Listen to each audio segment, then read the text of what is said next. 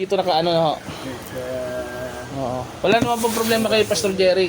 Parehas kami ng ano yan. Siya ay pastor din po ako. Mas nauna sa akin yon si Pastor Jerry. Sa ulong. Pag sipag, ang ibig sabihin po na sipag sa government, nakiki-affiliate po yung church nila sa government. Tumutulong sila upang yung mga dating gumagamit, pusher, bibigyan ng pagkakataon na bago sa pamamagitan ng mga ganung pakikinig, seminar.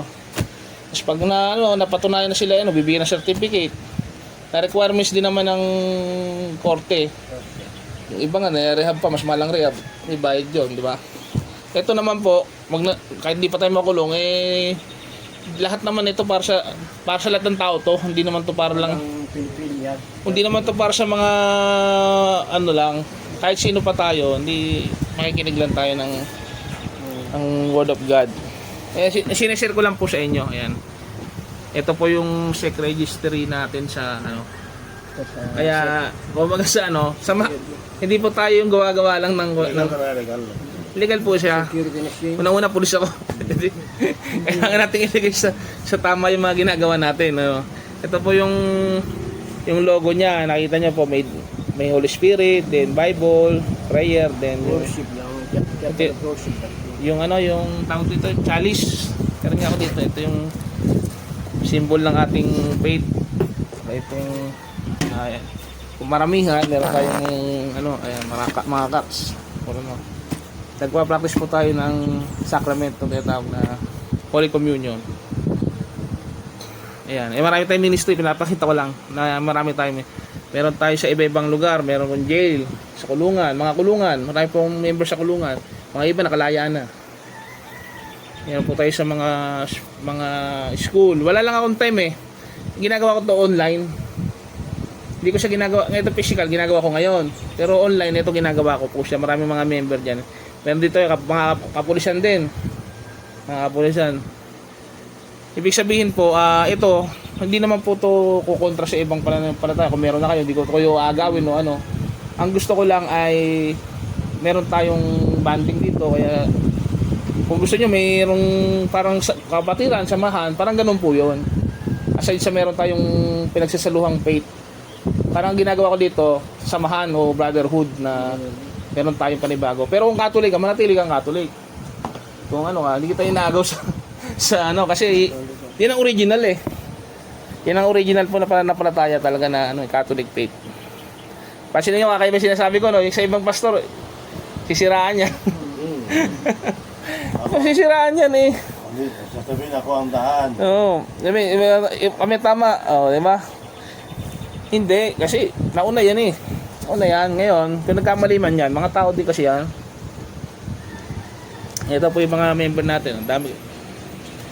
Ang ko nga lang, hindi ko magampanan siya pag pag ako'y off duty, siyempre. Una muna duty. Pero pag ako siguro naka-retired na, hindi tuloy-tuloy na po yun. Ang inaano ko lang, habang nagagawa ko nito, may mga taong mahikayat. Kung may nakikayat sila, nakita ko nag-matured na siya, nagbabasa na rin ng Bible, nagsishare-share. Mayroon siyang give up teaching, marunong siya Word of God. Yun po, lagi ko pwede ko na siyang ordinahan kasi pwede pa ako mag-ordin I-bless kita, gagawin kita pastor.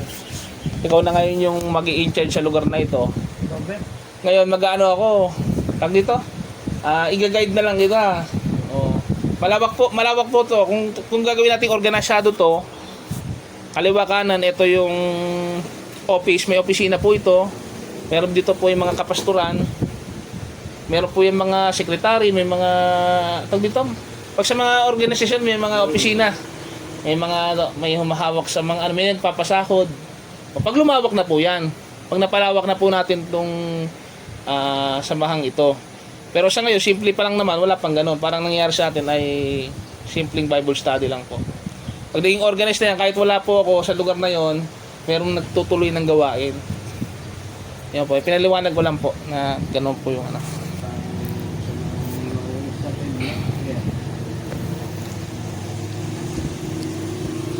Okay po. At ang tawag po natin dito ay pananambahan po yung nagpaliwanag lang po ako para medyo maintindihan nyo po yung ginagawa natin. Pwede tayong ang ipapractice po natin dito ay evangelical Christian. Marami po kasi klase ng Christian. Merong Orthodox, may Protestant, then merong at Catholic o Roman. Maraming Catholic pero Roman Catholic specifically, yun ang alam natin. Iba pa yung Seventh-day Adventist. Iba pa. Sa atin, sa loob tayo ng Protestant, pero hindi ako Protestant na lumalaban sa tayo ay evangelical. Ipinapractice natin. Yung evangelical po, usually, hindi sila nakakita ng mga saints, mga ganon, yung mga santo. Oo, mga ganon. Pero sa akin, kung magtatanong lang kayo sa akin, pwede ko kayong sagutin kung bakit ganoon. At hindi ko kayo di-discourage doon. Kaya nga lang, papaliwanag ko rin sa inyo na hindi naman dapat lahat ng imagery ay paniwalaan nyo. Kahit pare sasabihin sa inyo yan, na hindi lahat ng imagery ay paniwalaan natin na Ngayon, saka yung reverence natin, dapat sa Diyos lang. Sa Diyos lang, isa lang ang Diyos eh. Ngayon, pag yung sa ibang bagay ka na naging kunyari ito sinamba mo na to. Tapos pinapahid-pahiran mo na, yun ang masama. Pag naging mo na to, idolo mo na to. Kaya yung, kahit naman yung asawa mo pwede mo mag-idol pag sobrang mahal na mahal mo Basta lahat ng bagay na nahihigit sa Diyos, idolo po yun. Kaya ang sinishare po natin dito, paniniwala sa isang Diyos, pero nakahayag siya sa tatlong persona. Ano po yun? Di ba yung paniniwala natin, Ama, di ba sa Altanda, Ama, Anak, Espiritu Santo. Pero ako hindi ko pa practice dito yon kasi Catholic yon. Pero I confess that I am a Catholic faith. Ko sa inyo ha. Bago tayo magsimula para profess natin yung mga Nicene Creed natin. Ko lang to, basahin ko lang po tayo sa inyo bago tayo magsimula. Okay po.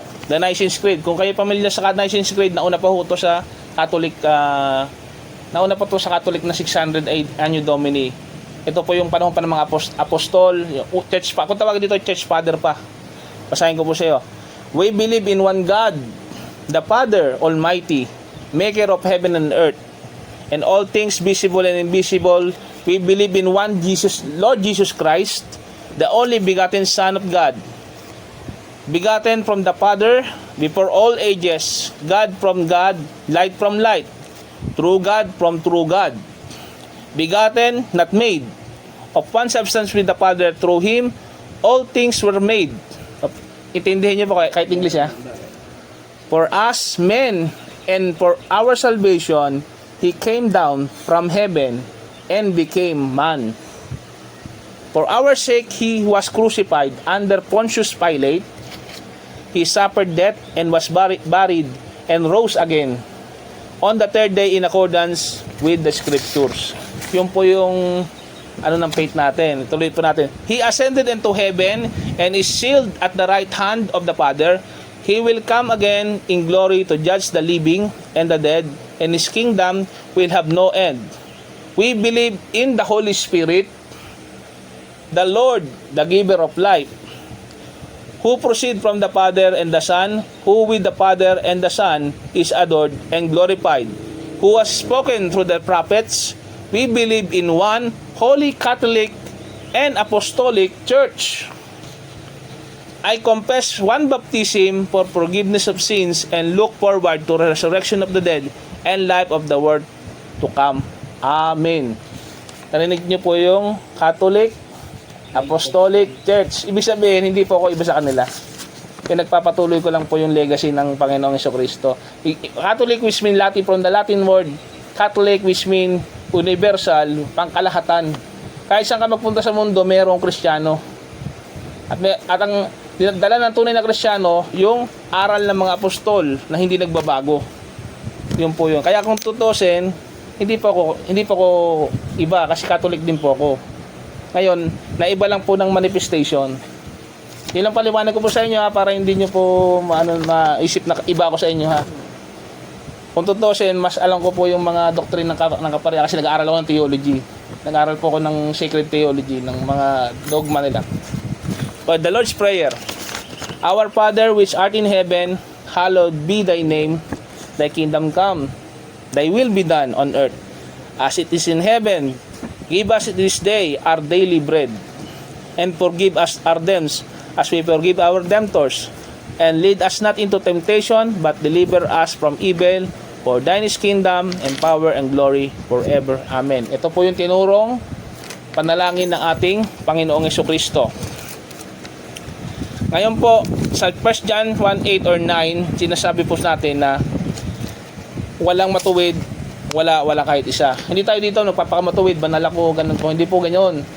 Sinasabi natin dito, if we say we have no sin, we deceive ourselves.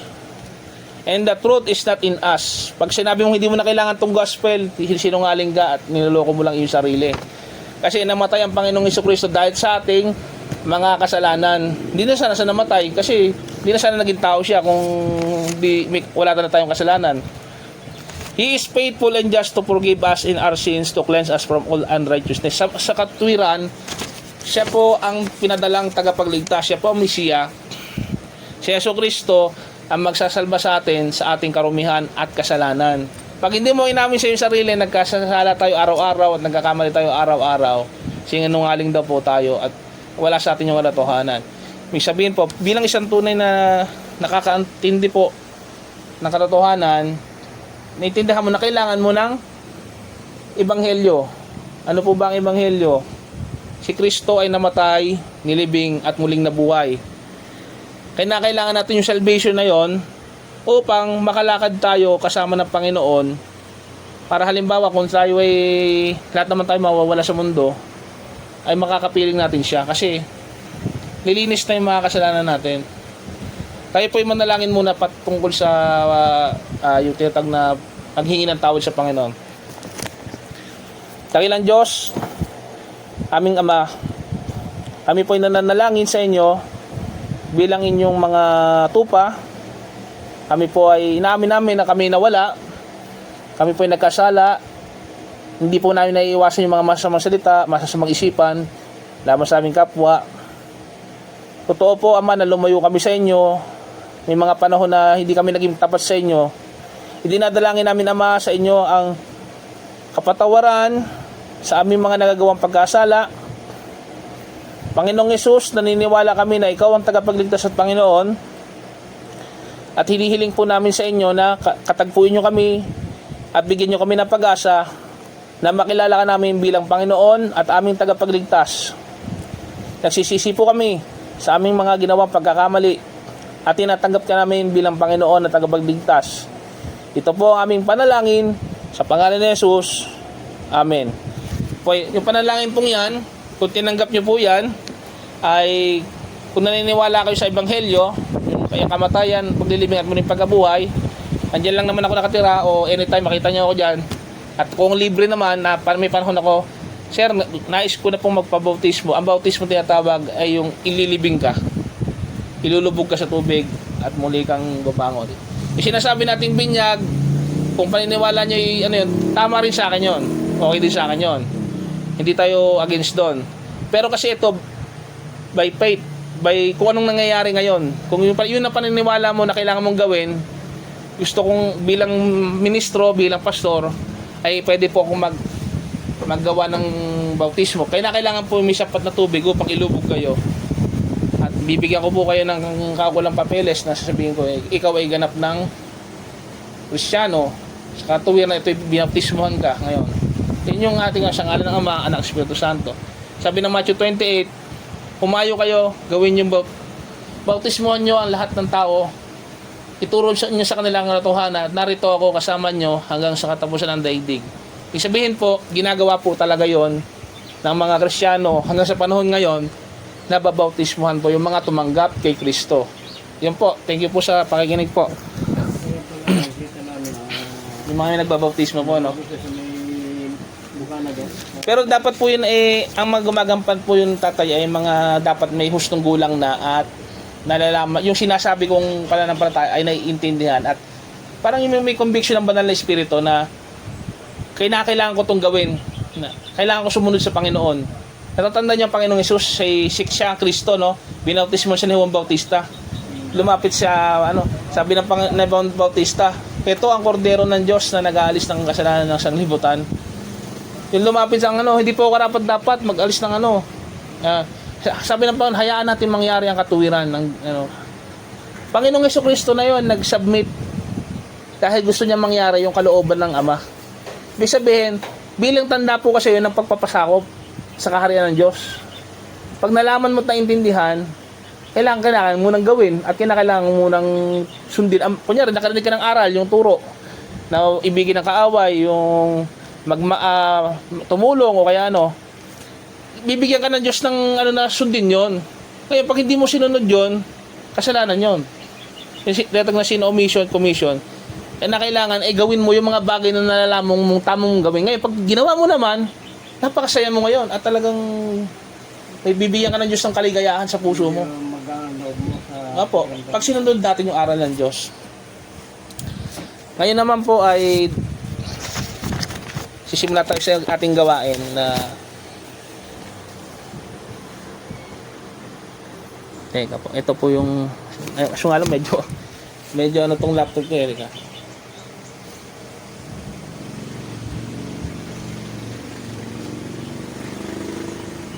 Ayan, palinawin. Ayan, yan, malinaw na. Mamimili tayo ng kanta.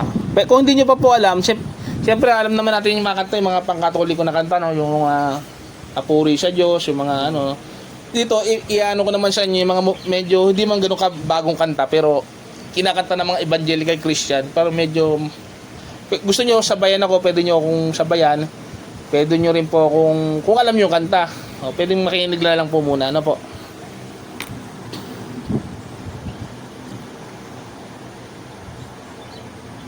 Meron po tayong inandang awit dito. Assignment. Ito. Yung mga kung pamilya kayo sa mga Hillsong, casting crew, yung mga ano. Yung mga kumakanta ko sa Unida ko. Opo, yung Unida. Kung nasimba na kayo sa Unida, ganun po yung mga kanta. Mga CCCP. Hindi ko yun. Ito po. Kantahin natin yung subukan natin kantahin tong The Potter's House.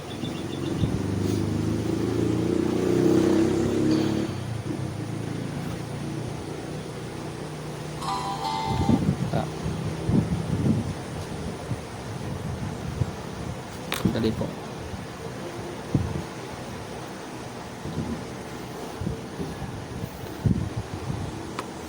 Sa umpisa po kasi mga gamit yung ganto-ganto lang muna eh. Pero yan, pag nag-i-improve naman po yan, nagkakaroon projector, nagkakaroon tayo ng mga ano. Lalo pag nagkaroon tayo mga manggagawa na tutulong, alam mo, kabataan, madali silang mag-connect po dyan, ano.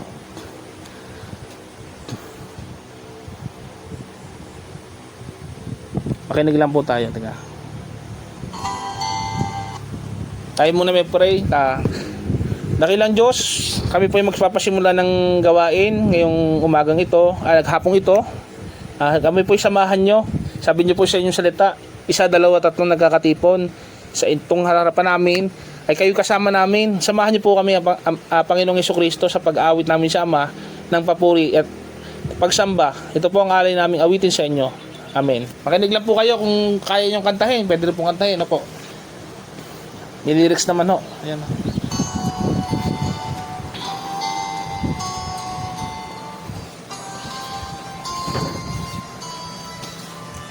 Kagaya daw tayo ng kung familiar kayo sa ginagawang yung ano yung clay, yung inuhulma. Oh, palayok. Kung familiar kayo ng araw, ginagawa 'yon. Puso 'yun ng palayok ng araw eh. Alam niyo sinasabi ng kasulatan, ang Panginoong Jesucristo daw yung tagahulma.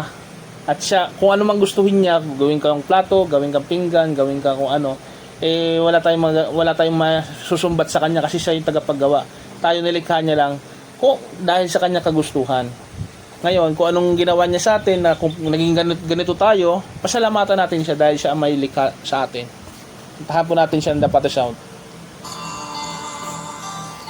Wonderful Savior, I know for sure all of my days are held in your hands, wrapped into your perfect plan. You gently call me into your presence, guiding me by your Holy Spirit. Teach me, dear Lord, to live all of my life through your eyes. I'm captured by your holy calling. Set me apart. I know you drawing me to yourself. Teach me, Lord, I pray. Take me, mold me, use me, fill me. I live my life to the potter's hand. Hold me, guide me, lead me, walk beside me. I give my life to the potter's hand.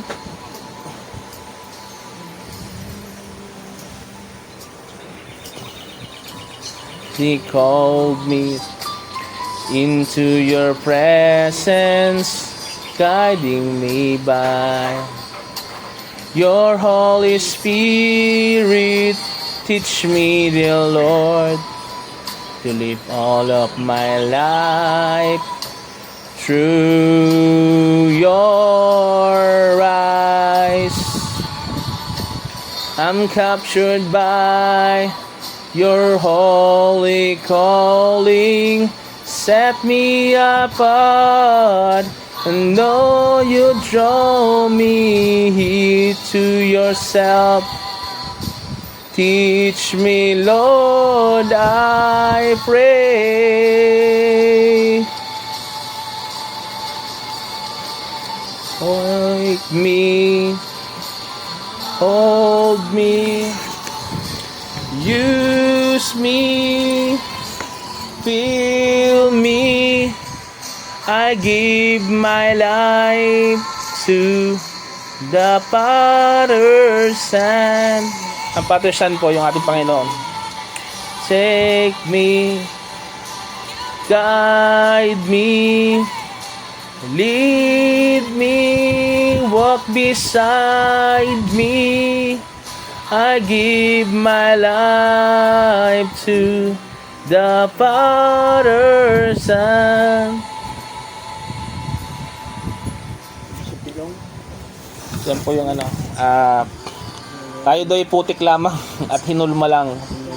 Hinulma lang ng Panginoong Diyos sangayon sa kanyang layunin o purpose. Siya pa pong awit, I will run to you. Kung alam niyo po tong lyrics.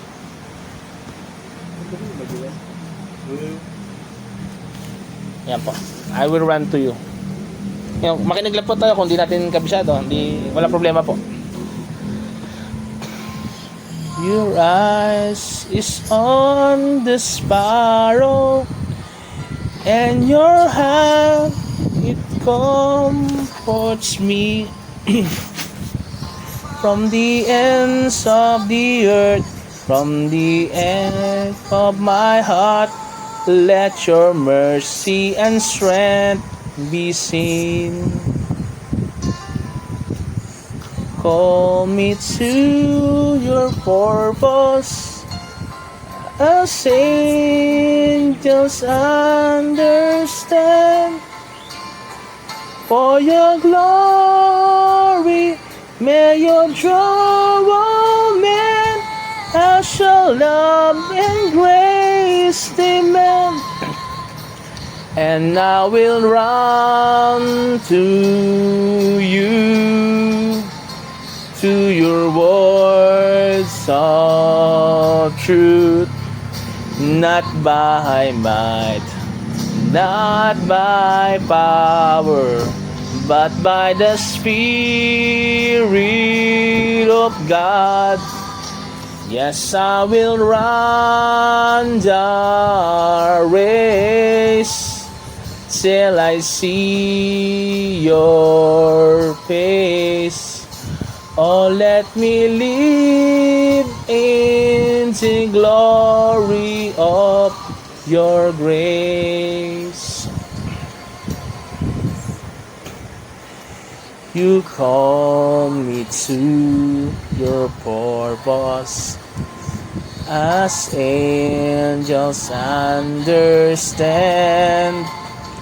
For your glory, may you draw all men. I shall love and grace demand. Will run to you, to your words of truth, not by might, not by power, but by the Spirit of God. Yes, I will run the race till I see your face. Oh, let me live in the glory of your grace. Yung kanta niya, 90s pa yan. To you, to your words of truth, not by might, not by power, but by the Spirit of God. Yes, I will run the race till I see your face. Pag nagbabasa ka po ng Bible, maiintindihan yung mga lyrics na yan. Biblical kasi. The glory of your grace. Pag nabasa niyo yung Testament, yung lyrics yan yun eh. Run to you, to your words of truth, not by might, not by power, but by the Spirit of God. Yes, I will run the race till I see your face. Oh, let me live in the glory of, live in the glory. Oh, let me live in the glory, your grace.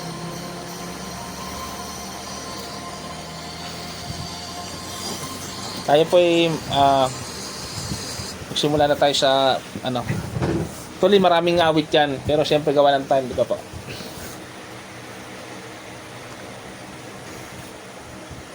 Tayo po dadako sa pagbabahagi po ng Word of God.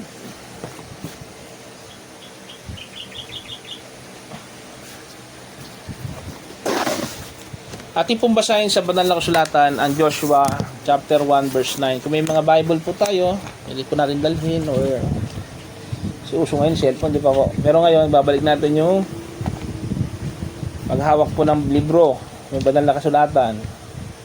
Pag may mga katanungan po kayo sa pananampalataya, pwede nyo po, bilang pastor, pwede nyo po akong tanungin. Kung may agam-agam kayo sa pananampalataya natin. Pag hindi ko naman alam, take time. Sabihin ko, mag-aaral muna ako. Aminin ko, hindi ko lahat alam. Hindi ko pa alam lahat. Pero, hanggang ngayon, nag-aaral pa rin ako ng banal na kasulatan. Kung babasahin natin sa Joshua, Genesis, Exodus, Leviticus, Numbers, Deuteronomy, ito kasi first 5 books. Kung babasahin natin sa Joshua 1:9, kabisado ko pa eh. Have I not commanded you, be strong and courageous? Hindi ko ba, sinasabi sa Tagalog, huwag kang matakot o manghina sapagkat ang Panginoon mong Diyos ay kasama mo saan ka man magpunta. Bakit po sinabi ng Joshua 1:9 po yon? Sinabi po yon kay Joshua nung panahon, kung sino hindi nakakilala kay Joshua. Si Joshua po yung kahalili ni Moses. Kung nanonood kayo ng Ten Commandments, nanonood po ba kayo ng Ten Commandments na pelikula?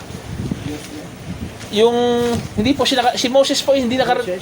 Opo, si Moses po hindi nakarating sa lupang pangako, yung Canaan, dahil nagalit siya. Sa halip na hindi siya magagalit sa mga tao, nagalit siya. Kaya nakita ng Diyos yung kahinaan ni Moses at siyempre may parusa na yun pag ikaw yung nagkakamali. Sabi sa kanya, hindi ka makakarating sa promised land. Sino po nakarating? Yung sumunod na henerasyon na. Matatanda na, ang nakarating na ho ay mga batang henerasyon na. At yun ay walang iba kundi si Joshua. Si Joshua po ay na sumunod na propeta ng Panginoon. Si Joshua po ay, siyempre kung baguhan ka, hindi mo alam ang gagawin mo. Kung baguhan ka. Sinabi ng Panginoon sa kanya, huwag kang matakot, huwag kang manghina, sapagkat ang Panginoon mong Diyos ay kasama mo saan ka man punta. Mababasa po natin yan sa banal na kasulatan, Joshua 1:9. Ang pag-aaralan po natin ay patungkol sa paano pa nagbabagsakin ang mga higante. Tayo ba nung maliliit ba tayo, binubuli ba tayo dati? Meron ba tayo nakaaway na? Hindi naman. Pero may mga, hindi, sa ibang mga bata, di ba?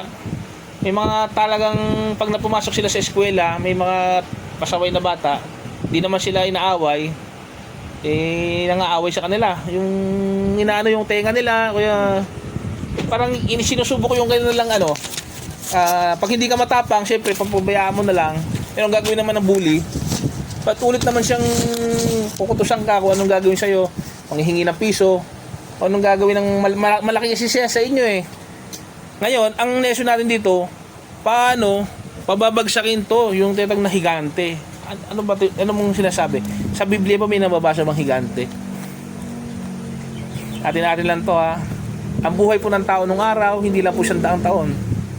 Umaabot po to ng mahigit 1,000 taon. At hindi po ganyang kalaki lang, o 5 feet, 6 feet. Hindi lang. Ang tao noon ay malaki po. Gawa po ang mundo noon na hindi na makagaya ngayon. Na tawag dito, iba yung klima ngayon, iba yung puno noon, kalaki po ng halaman at puno nung araw. Sa kanon mga dinosaur, O kaya po, ito nga po yung na-discover yung mga reptiliang malalaking yan, dinosaur. Kung na-discover yon, bakit sasabihin natin hindi totoo yon? May nahukay ng mga buto, may nahukay ng mga fossil. Ibig sabihin po, talaga may mga malalaking tao.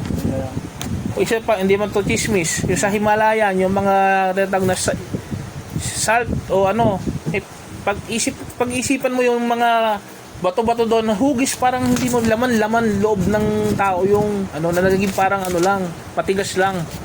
Yung mga bundok, mga isipin mo natin yung na dating nilalang yun Siyempre sa tagal ng panahon, hindi na natin yun. Pero sang-ayon sa Biblia, mahaba ang buhay ng tao.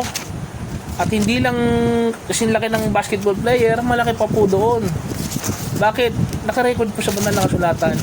Yung mga, kasi may nabasa po ako dito, nung sina Joshua ay kumuha ng spy, kumbaga sa military spy. Pumunta ka dun sa kabilang bayan, yung Canaan, yung lugar na at pagbalik nyo, sabihin nyo anong nakita nyo. Siyempre, hindi pa nila alam yung teritoryong yon. Hindi pa nang uso na yung drone eh.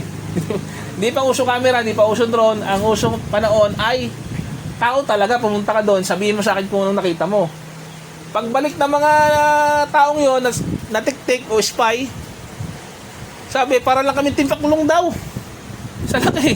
Para daw lang silang timpakulong sa mga yon. Ibig sabihin, para lang insekto, kumpara sa laki ng mga natira doon. Isipin nyo na lang kung anong resources ang meron doon, kung malalaki ang nakatira doon. Gano'ng kalalaki mga prutas at kung anong mga resources. Ibinigyan ko lang po kayo ng trivia para maunawaan nyo itong binabasa ko pong Bible na hindi po ordinaryong aklat to. Nandito po yung sikreto, ancient times na mga sikretong mahihiwagang bagay na hindi pinapaalam sa mga makabagong panahon. Ngayon, sabihin na, peke daw ito, hindi totoo. Siyempre, salita lang yon. Pag archaeology, pag-aralan nyo siyensya, anuhin nyo to. Pumunta kayo sa Jerusalem, pumunta kayo sa mga lugar na yon. Pag mo sabihin hindi totoo ang mga sinasabi. Ang sinasabi ko po sa inyo dito, na sinabi ng Panginoon, huwag kang matakot, huwag kang mangamba. Ang kausap niya dito, si David na, ay si Joshua na maliit, kumpara doon sa kalabang malalaki. Yan po ang gusto kong ipaliwanag po sa inyo dyan. Kung meron tayong kaaway na malaki, di ba tayo manisisindak, eh malaki yun. Paano natin malalabanan nyo? Ngayon, ang ano natin dito, yung pananampalataya natin, na bagamat maliit pa, mahina pananampalataya natin bilang Kristiyano, eh kailangan lumakas ito. Kailangan magkaroon to ng paninindigan upang malabanan natin yung personal natin mga kaaway. Lahat naman tayo may kaaway, tama. Pero iba-iba nga lang. Meron sa pera, meron sa iba-iba. Merong mga problema, ang tawag yung problema, di ba? Ngayon, gagamitin natin itong kasaysayan, itong banal na Biblia, na totoo nga ba na yung tangkad o ano ang magpapahina sa atin, o takbo na lang tayo kasi malakas ang kalaban. Ganun po. Ngayon, mga kapatid, kailangan natin makita na meron po talagang Goliath sa buhay natin. Alam natin yung istorya ni David and Goliath, na natalo ng maliit na pastol ba yun? Pastol lang ngayon walang lumalabang sundalo ito namang si Goliath hiyaw ng hiyaw. Yung si Yahweh, Diyos nyo, minumura, araw-gabi minumura. Siyempre wala magawa, murahin yung Diyos nila, pero wala namang gustong lumaban. Gusto sana nilang labanan, kaya nga lang malaki nga. Nakita natin na ginamit ng Diyos yung isang hamak na bata para talunin siya, di ba? Ngayon, bigyan natin ng pansin na kaano man kalaking pader yan, wag nating pangunahan ng mag-aalala tayo. Wag nating pangunahan na hindi natin yung susukatin agad natin na matatalo na tayo, ganyan. Diyan lalabas po yung tinatawag na pananampalataya. Kasi iniisip agad natin, wala tayong pera, wala tayong Una muna, binigyan tayo ng Diyos ng kakayanan, ng kaparaanan, ng solusyon. Siyempre, hindi naman mawawala. Binigyan nga tayo ng utak ng Diyos. Binigyan nga tayo ng kakayanan ng Diyos. Siyempre, wala namang madali sa mundong ito. Kinakailangan ay gawa natin ng paraan. Binigyan tayo ng kanya-kanyang kaparaanan ng Diyos o kakayanan upang matagpagtagumpayan natin yung mga suliranin o problema sa ating buhay. Halimbawa, utang. Alam nyo bang marami nang utang sa akin? Sabi ko, di talaga pumayag, magbabayad ka. Kasi kako, pag hindi ka nagbayad, makasasanay ka na gagawin mo sa ibang tao at talaga bigyan kita ng kung iba to, hindi ka pa maiinis na sa'yo at magagalit na sa'yo. Kasi sabi ko sa'yo, kaya mo yung bayaran. Ay, pasok po. Kaya mo yung bayaran. Kaya mo bayaran yung utang mong yan. Sabi ko ng utang sa akin 4,000. Sabi ko, palagay ko lasing siya ng time na yun, desperado, nalapitan ako.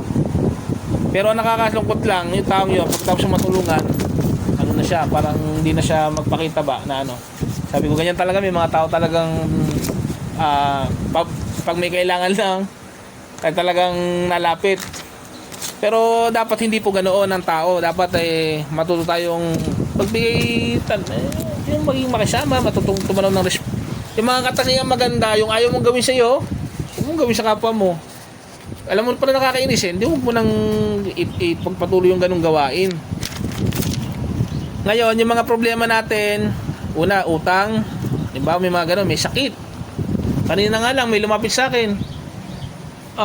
Daw siya, nasisiraan na rin ng bait, taga-probinsya At tatawagan kita at para mabigyan kita ng magandang paano kung matutulungan, ayaw man lang maki-operate, ayaw man lang sumagot sa tawag, ayaw man lang hindi mo makayang tulungan ng tao, ayaw magpatulong. Ang hirap. Ako, may uncle din ako dyan, gusto kong tulungan, tulungan mo kung maghayupan, tulungan mo kung siyempre gagawa ka din, ayaw tumulong, paano mo kita matutulungan kung wala ka man lang ibig sabihin, magbigay ka rin din ng interest at mag-ano ka lang din na tumulong para tulungan ka. May mga tao kasi sarado na isip, mahirap na ako eh. Hanggang dito na lang ako eh. Binigyan tayo ng Diyos na pare-paras na oras, 24 oras, at kakayanan. Bakit yung ibang tao nagagawa nilang umasenso at talagang sa buhay na ito ay magbago ang buhay nila? Ibig sabihin, nasa atin yung pamamaraan na binigyan ng Diyos. Ngayon, yung ibang tao, ang problema, kagutuman. Alam mo, para mabawasan yon, maawa tayo sa kanila. Pag meron naman yung nabubulok naman yung pagkain, ba't hindi natin bigyan? Alam nyo, may balik yon. Kasi pag ikaw naman ay nagutom, kusang mag-ano yung tao eh. Babalik yun. Hindi naman habang buhay ikaw yung busog, di ba? Tandaan nyo yung kapangyarihan natin sa barangay tayo, sa pulis tayo. Walang mga busog. Di pang habang buhay ito. May panahon naman, kahit tatanda, ihina. Alam ba natin, mayroong magkakalinga din sa atin na ibang tao na hindi tayo humingi na kapalit, no? Ang gusto lang natin na yung natural na proseso ng Diyos na may magtutulong sa atin. Ngayon, kung babasahin natin yung 1 Samuel chapter 17 to 38 to 40, hindi ko na lang i-elaborate, babasahin ko na lang po sa inyo. Pinasuot ni Haring Saul ang kanyang baluti sa kay David. O, suotin mo yun. Alam mo yung sinaunang panahon, yung mabibigat? Hindi tayo subukan nyo po suotin yun. Hindi na kayo ang hirap puminga doon. Babalutin ng puro bakal yung buong mukha mo, pati ewan ko lang po na wala po siguro sa panahon natin nakaabot doon na yun ang pasok ng mga sundalo ng araw. Etong puro bakal eh. Ang hirap gumalaw noon, sa may espada ka pang kabigat. Pinasuot yun. Pero sabi na David, hindi kasya at hindi ko na kailangan. Nas naniniwala pa si David doon sa bibigay ng Panginoon sa kanya. Ano yon? Kasi ang representasyon nito, yung bibigay ng mundo sa atin. Yung kayamanan, yung layaw sa mundo, na hindi naman pala natin talaga kailangan. Hindi natin talaga kailangan eh, pero gusto natin maging atin o yung makinang na armor, yung baluti, para daw, marami tayong excuse sa buhay. Saka na ako maglilingkod sa Diyos. Saka na ako makikinig, saka na ako pag medyo na. Pero dapat malaman natin na kailangan natin unahin ang Diyos. Sabi ng Mateo na walang pinakamahalagang bagay. Kunya, nag-iisip ko yung gagawin bukas, mamaya, bukas o Ako may duty ako eh. Alert kami kasi, lagi may sona. Di ba may sona bukas, no? O, ang dami mga message sa akin dyan eh. Pero iniisip ko, pag may pagkakataon akong gampanan nito, mas mahalaga po ito. Isang kaluluwa lang ang makasama ko sa langit. So, ang Panginoon, tuwa na sa akin. Kailangan natin i-prioritize ang Panginoon. Tandaan natin, yung mga ginagawa natin ito, hindi lang to sa ating sarili. Pabigat to pag inaako mo lahat to, pag itong ministry na to, ako lang gagawa. Hindi. Pag inisip mo na nanalangin ka sa Diyos, sasamahan ako ng Diyos, sasamahan ako ni Kristo, itong gawain na to, hindi ka nag-iisa. At hindi mo lang to gawain to ng Panginoon. Kaya ngayon, sa sitwasyong ito, sabi mo, diskarte ito na share, nag-Bible study. Hindi po. Hindi ko po inaasahan na may tao akong madadatnan, hindi ko po inaasahan na may makikinig sa akin. Sabi ko, inaano ko ba to para lang papugi sa sarili? Hindi po.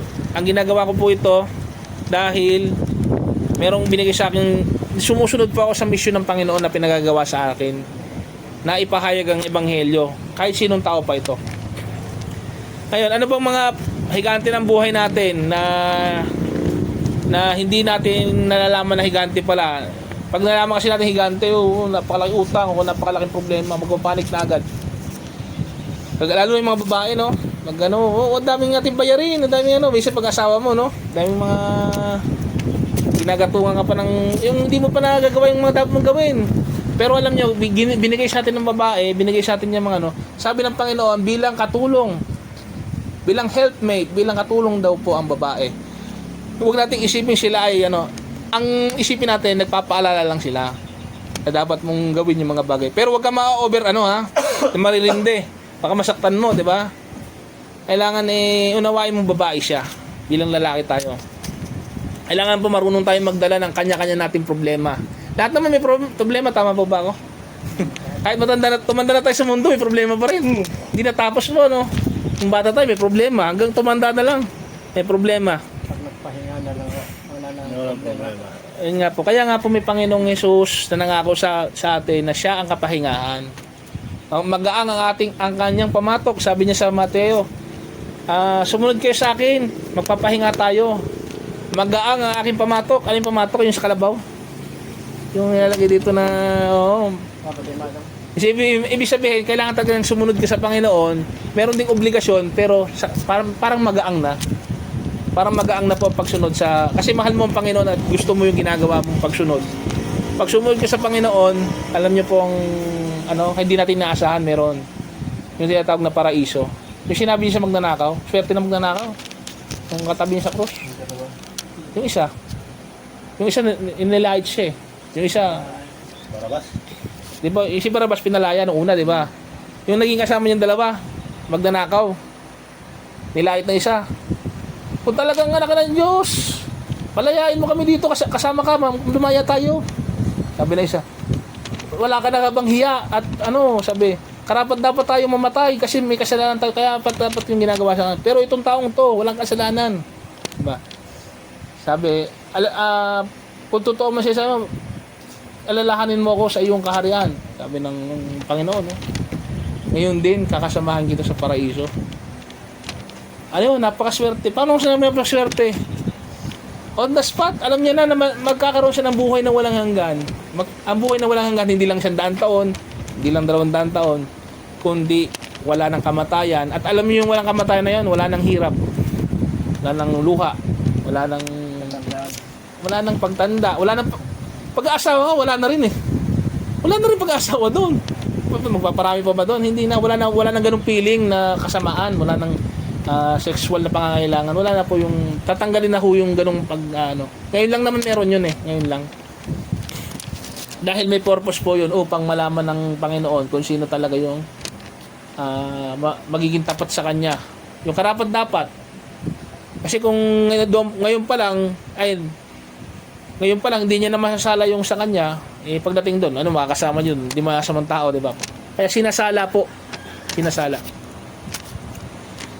Ngayon, ano man ang problema natin dinadanas, ano man ang kinakarap nating mga unos, yung mga kapatid natin sa Mindanao, di ba? Ang nangyari sa kanila, nagkaroon ng lindol. Biro mo, ilang gusali, McDonald's, Jollibee ba yun?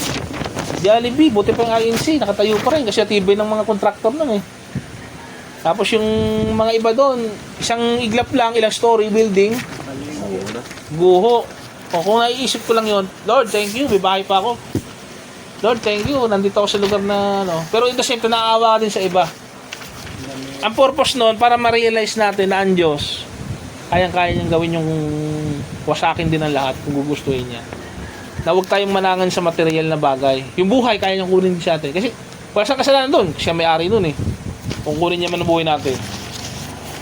Pinaparealize pa sa mga kagaya natin na napakalaki ng Diyos at napakamahabagin ng Diyos na pinagbibigyan lang tayo na mabuhay pa sa mundong ito. Kaya huwag tayong magtitiwala na ganda buhay natin, ganito na lang tayo. Sa isang iglap, pwedeng gawin ng Diyos na hindi na natin ma-experience yung mga bagay na mabuti ngayon. Pero kung maranasan ba natin yung buhay na yung karanasang yon, sabi ng Panginoon, kung ikay mananatiling tapat pa rin sa Kanya at okay ka pa rin, pag iksabi ng buhay, aalawin ka naman ng Diyos. Kasi hindi naman permanente ang mga bagay dito sa lupa eh. Ngayon po ay babasahin ko na lang po itong scripture sa inyo.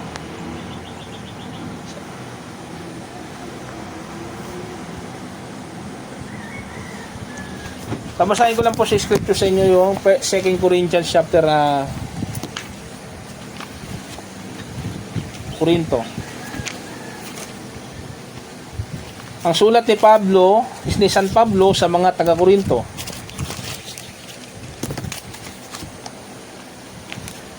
Medyo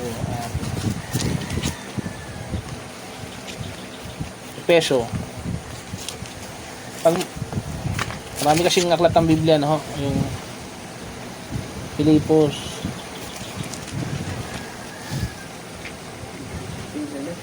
Yan. Sulat ni Pablo ikalawang sulat ni Pablo sa mga taga-Corinto, ang kabanata 9, ang versikulo 7.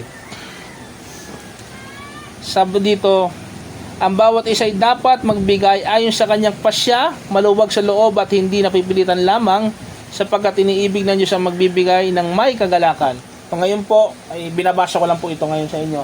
Ngayon, pag naintindihan nyo na itong aral na ito, yung aral pong ito kasi binigay ito sa mga Kristiyano upang ganapin nila yung tinatawag dito pag-aambagan. Ngayon, hindi ko muna i-implement sa inyo kasi ito, kusang loob. Kailangan dito naging miyembro na at talagang kaanib na talaga sa yari tayo naging grupo na at talagang brotherhood na tayo, ay nabautismuhan ko na kayo. Ito i-implement natin. Ngayon, ang magbibigay dito, kusang loob po. Hindi napipilitan kasi ang gusto ng Diyos yung masaya. Ngayon, saan po magagamit itong pag-aambagan na ito? Kagaya po ng ibang organisasyon, ang ginagawa nila, dapat sa pagtulong. Pagtulong sa mga nangangailangan, sa mga kapos, sa mga balo, sa mga nangangailangan ng tulong, at saka pagpataunlad ng gawain ng Diyos sa lupa. Yung mga simbahan, kung gusto natin magpatayo ng simbahan, lupa, o ano, doon mapupunta dapat yung salaping malilikom. Ito po yung sinasabi nitong magbigay ng ayon sa ipinasya ng puso. Ngayon, ang magtuturo naman sa inyo magbigay niyan, yung banal na espiritu. Yung banal na espiritu ang magtuturo sa ating magkaloob. Bisa may ginumbi ka ng